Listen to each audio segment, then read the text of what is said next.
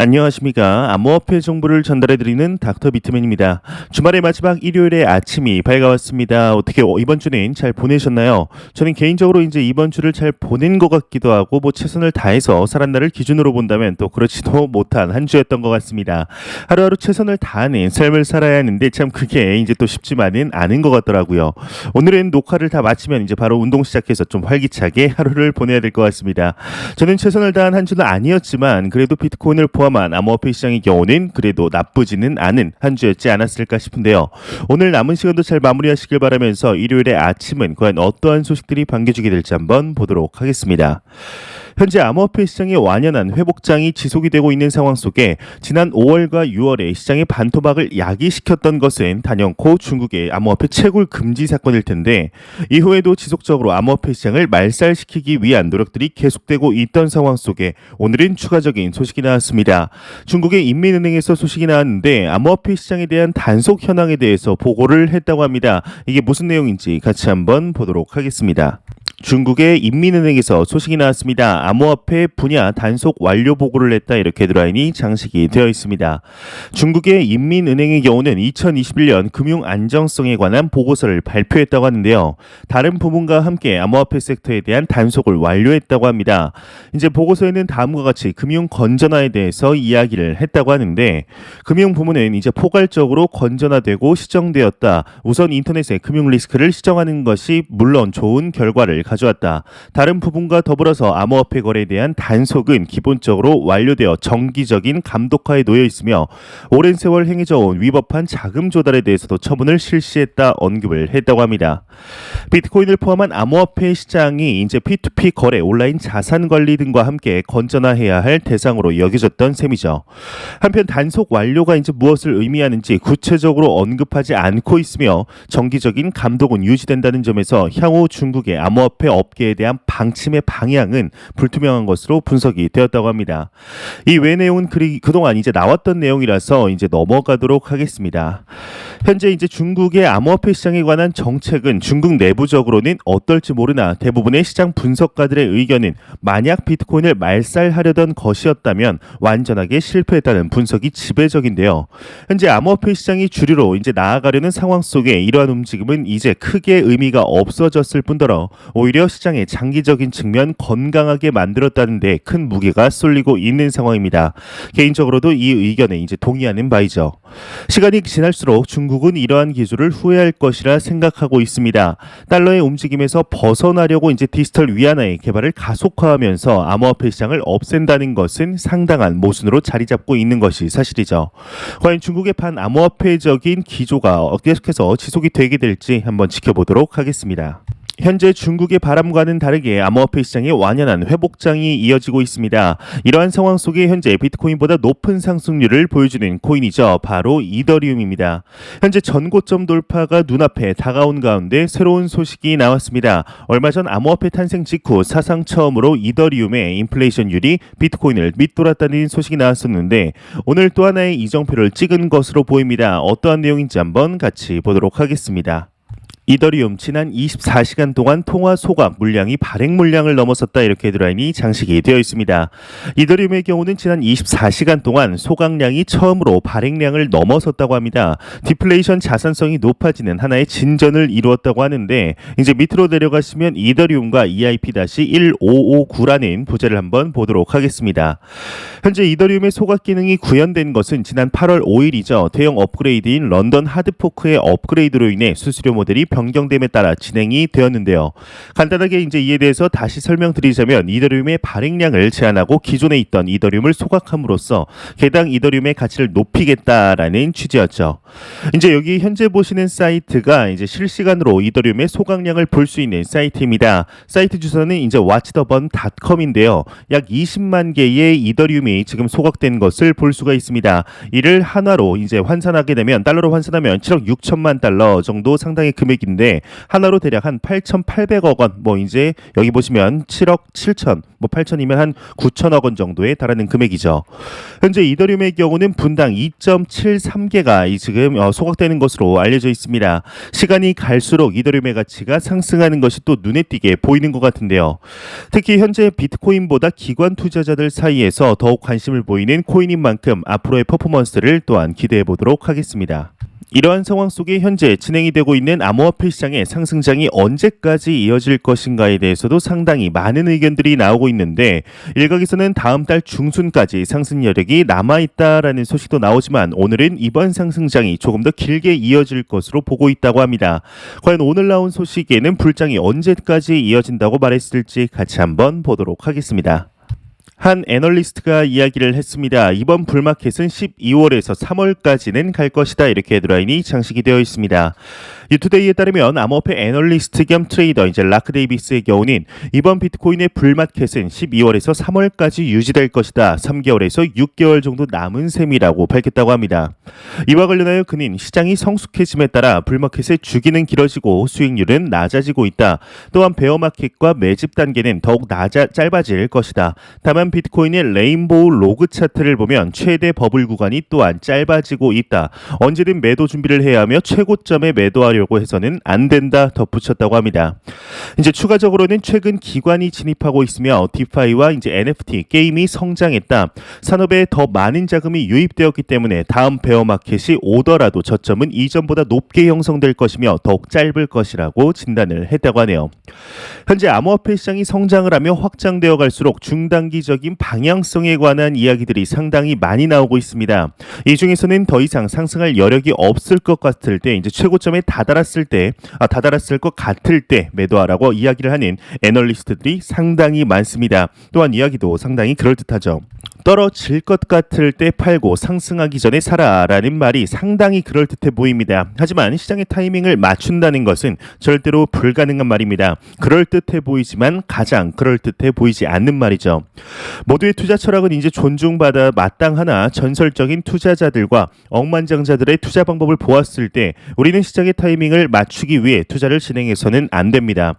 투자의 근본적인 목적은 단기적인 타이밍 싸움이 아니라고 생각합니다. 투자는 미래 가치에 자신의 자본을 넣는 행위이죠.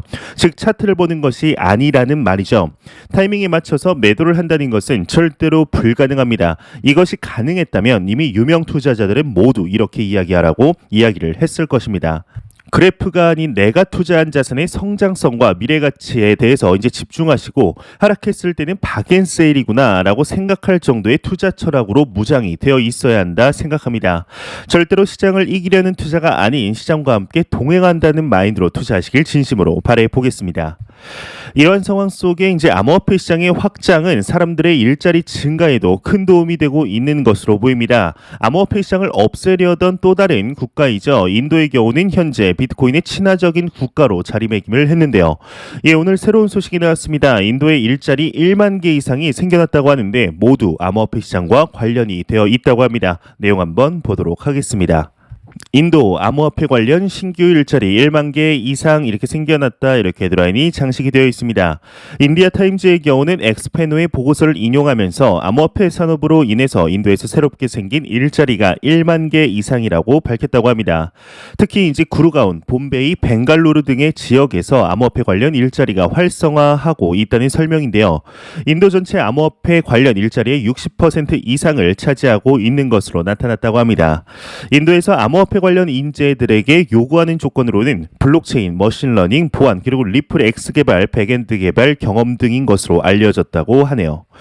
현재 암호화폐 시장의 일자리 구인 증가는 인도뿐만이 아닌 것 같습니다. 한 데이터에 의하면 현재 글로벌적으로도 암호화폐, 블록체인 관련 구인이 10개월 만에 무려 이제 2배가 증가를 했다고 하는데 어떠한 기업이 성장하고 있는 지표를 이제 확인할 수 있는 직접적으로 알 수 있는 지표가 바로 직원 수이죠. 이와 동일하게 시장의 활성도를 알 수 있는 직접적인 지표 또한 구인과 구직의 수가 아닐까 싶은데요. 이에 관련된 소식 또한 추가적으로 준비해봤습니다. 내용 한번 같이 보도록 하겠습니다. 인디드 데이터에서 소식이 나왔습니다. 암호화폐와 블록체인 관련 구인이 10개월 만에 무려 2배가 증가했다. 이렇게 헤드라인이 멋지게 장식이 되어 있습니다. 암호화폐와 블록체인의 관련 구인은 최근 10개월 동안 급증하고 있다고 합니다. 구인 정보 사이트 인디드가 정리한 데이터에서 밝혀졌다고 하는데 2020년 9월 5일 시점과 2021년 7월 16일 시점을 비교했을 때 이 시장에 관련된 구인 건수가 무려 118%가 증가를 했다고 합니다. 이제 밑으로 쭉 내려가시다 보면은 관심의 고조라는 부제가 있습니다. 이제 부제를 한번 보도록 하겠습니다. 구인 건수의 증가뿐 아니라 암호화폐 업계에서 일하는 것에 대한 관심도가 높아지고 있다고 하는데 암호화폐 관련 검색 수는 2021년 7월 10일에서 16일까지의 일주일 동안이 지난해 8월 26일에서 9월 1일의 일주일과 비교했을 때 무려 300%가 상승을 했으며 블록체인 관련 검색 또한 같은 기간 137% 상승했다고 합니다. 검색수의 증가는 이제 구인 건수의 증가와 마찬가지로 주요 암호화폐 가격의 상승과 강한 상관관계를 나타내고 있다고 하는데요. 이 외 내용은 그리 중요하지 않아서 이제 넘어가도록 하겠습니다.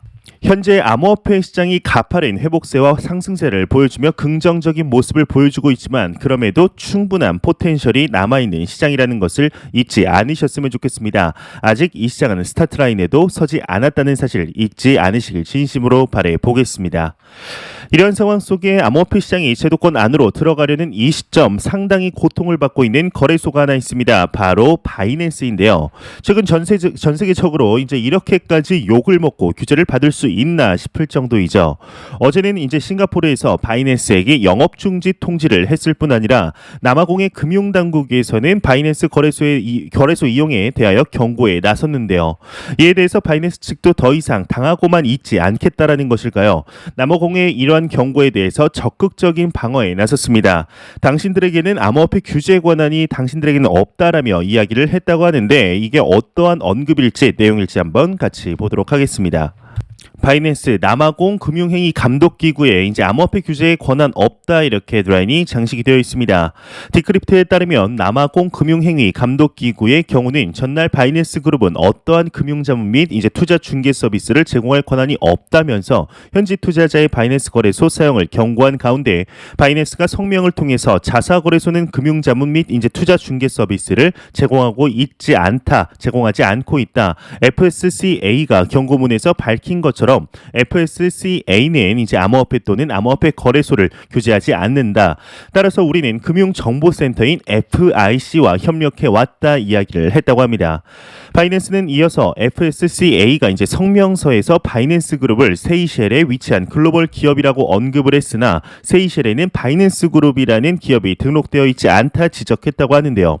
이제 이걸 또 디크립트의 자체 조사를 했다고 합니다. 이 결과 바이낸스가 이제 2020년 2월 케이맨과 세이셸에 등록된 것을 확인했으며 바이낸스가 본사 이름을 언급하기보단 글로벌 기업으로 소개하는 것을 선호해왔다 평가하고 있습니다. 현재 이를 통해서 남아공의 금융행위 감독기구인 FSCA도 그리고 바이낸스도 둘 다 뭔가 조금씩은 잘한 건 없는 것 같은데요. 참 개인적으로 암호화폐 투자자 중 한 명으로서 바이낸스가 이전까지 이러한 생각까지는 하지 않았던 것 같은데 이제 안타깝다라는 생각이 좀 드는 것 같습니다.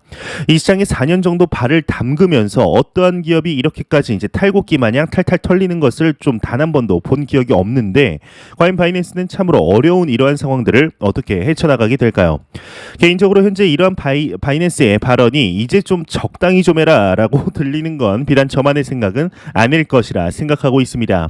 현재 과도기적 시점에서 글로벌 1위의 거래소라는 것이 글로벌 규제기관들의 좋은 먹잇감이 된 것이 아닐까 싶은데 좀 힘들겠지만 바이낸스에 내려지는 조치들이 중심이 되어서 다른 암호화폐 거래소들에게도 똑같이 적용될 가능성이 상당히 높은 만큼 조금만 더 힘내길 진심으로 바라보겠습니다. 최근 암호화폐 시장뿐만 아니라 전반적인 금융시장에 화제가 되는 하나의 키워드가 있습니다. 바로 테이퍼링입니다. 최근 뉴스를 보시다 보면은 많은 투자자들이 미국 연준의 테이퍼링에 주목하고 있다라는 말이 심심치 않게 들려오고 있는데요. 투자자들의 관심을 받는 테이퍼링의 경우는 자산 시장에 직접적인 영향을 주는 정책이죠. 이 테이퍼링에 대해서 간단하게 설명을 드리자면 테이퍼링이라는 단어의 뜻은 이제 가늘게 하다라는 뜻입니다. 원래는 이제 마라톤에서 쓰는 용어인데 선수들의 강도 높은 훈련을 소화하다가 대회가 다가오면 컨디션 조절을 위해서 훈련 강도를 낮추는 것을 뜻하게 되죠. 이제 지속적으로 이제 뭔가를 해 오던 것을 강도를 낮춘다라는 의미로 사용하게 되는데 그렇다면 자산시장 기준으로 현재 무엇을 낮추어야 할까요?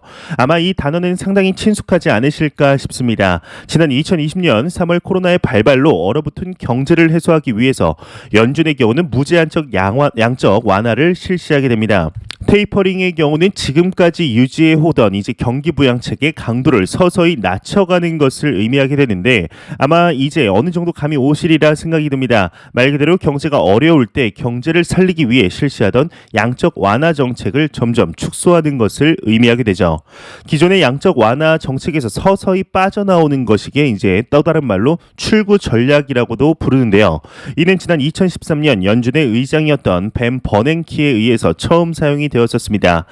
이 테이퍼링의 이야기가 나온다는 것은 양적 완화의 실시 당시보다 이제 경기가 이제 많이 회복되었다는 것을 의미하게 될 텐데 이에 지난 8월 말 이제 연준에서 하나의 소식이 나오게 됩니다. 이번 연내로 테이퍼링을 시작할 것이라는 것이죠. 이 암호화폐 시장뿐 아니라 증시 또한 일제히 상승하는 모습을 보셨으리라 생각이 듭니다. 현재 이 테이퍼링의 경우는 이번 연도 11월에 시작해서 내년 중반 정도에 종료가 될 것으로 보고 있는데 이러한 소식들이 나오고 얼마 지나지 않아서 현재 코로나 델타 변이의 확산으로 테이퍼링의 일정이 꼬인다는 소식이 나오게 됩니다. 예, 오늘 블룸버그에서 하나의 소식이 나왔습니다. 테이퍼링의 시간표에 만약 변화가 생길 경우 자본시장에 중대한 영향을 미칠 것이라는 전망이 나왔다고 하는데요. 과연 이게 무슨 내용인지 같이 한번 보도록 하겠습니다. 블룸버그의 한 이코노미스트가 이야기를 했습니다. 테이퍼링 시간표 변화가 있다면 자본시장에 중대한 영향을 미칠 것이다. 이렇게 헤드라인이 장식이 되어 있습니다. 블룸버그의 이코노미스트 칼 리카도나의 경우는 테이퍼링 시간표에 변화가 생길 경우 주식시장, 화폐시장, 외환시장의 분위기가 급변할 수 있다 진단을 했다고 합니다. 그는 비농업 신규 고용 데이터가 큰 실망을 안겼다. 이는 미 연준의 테이퍼링 시간표에 상당한 불확실성을 가져왔다. 만약 이처럼 고용 속도가 둔화된다면 연방공개시장위원회 이제 FOMC의 매파, 비둘기파 모두 잭슨홀 미팅에서 설정한 시간표에 따르기 힘들어질 것이다. 만약 테이퍼링 시간표에 변화가 생긴다면 주식시장, 화폐시장, 외환시장 모두에 중대한 영향을 미치게 될 것이라 전망을 했다고 합니다. 이제 금융 단어가 주는 좀 어려움에 이 기사 내용이 상당히 좀 이해가 어려울 수 있습니다. 어려울 수 있는데 하지만 단어만 어려울 뿐 사실상 그렇게 어려운 내용은 아닌데요. 말 그대로 테이퍼링 시간표의 변화라는 것을 이해해 보자면 앞서 미국 경제 회복세가 이제 보이며 고용 지표 또한 예상치를 훨씬 웃돌게 되면서 테이퍼링을 실시해도 문제가 없다라는 관점으로 제롬 파월 의장이 야심차게 이야기를 하였습니다.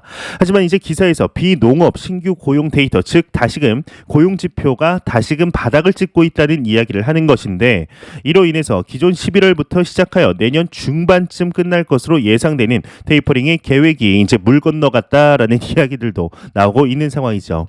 현재 미 연준의 공식 일정을 보자면 지난 8월에 기사에 나온 잭슨홀 미팅이 진행이 되었었습니다. 이제 다가오는 9월 21일에서 22일 1박 2일 동안 FOMC가 예정이 되어 있는데요.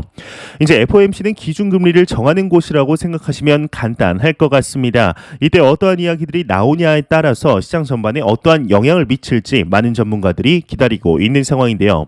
그러기에 기존의 테이퍼링 일정이 계속해서 왔다 갔다 움직이게 되면 연준에 대한 신뢰 무너짐과 더불어서 시장에 큰 영향을 미칠 수 있다는 것인데 이제 얼마 남지도 않았죠. 약 한 3주 정도 남지 않은 상황 속에 과연 글로벌 경제 상황들과 FOMC에서 어떠한 소식들이 나오게 될지 한번 기대해 보도록 하겠습니다.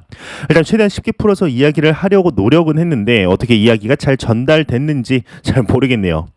현재 지속적으로 시장이 가파르게 회복하고 있습니다. 하지만 누누이 말씀을 드리듯이 계속해서 하락하는 시장 없듯이 계속해서 상승하는 시장이 또한 없는 것이 사실입니다. 이 상승이 언제까지 지속이 될지는 그 누구도 알 수가 없으나 우리는 시장의 단기적인 상승세가 아닌 내재 가치에 집중해야 한다고 생각합니다. 과연 이 시장에 투자함으로써 우리가 1년 뒤, 3년 뒤 얼만큼의 자산의 성장을 이룰지에 대해서 생각을 하시고 암호화폐 시장이 미래에 어떠한 가치를 사람들에게 전해줄지에 대해서 생각하시다 보면 코인을 가지고 타이밍 싸움을 하는 것이 아닌 자연스럽게 미래에 투자를 하게 되며 코인을 소유한다는 생각이 자연스럽게 들지 않을까 이런 생각이 듭니다. 제가 준비해온 소식은 여기까지입니다. 영상이 도움되셨다면 좋아요와 구독 그리고 광고 한 편만 처음부터 끝까지 시청 부탁드립니다. 이 채널은 오직 광고 수익으로 운영이 되게 됩니다. 항상 영상 시청해 주시는 시청자분들, 구독자분들 너무나 감사드립니다. 저는 더욱 도움이 되는 영상으로 내일 찾아뵙도록 하겠습니다. 오늘 하루도 행복한 하루 되시길 바라면서 지금까지 닥터 비트맨이었습니다. 감사합니다.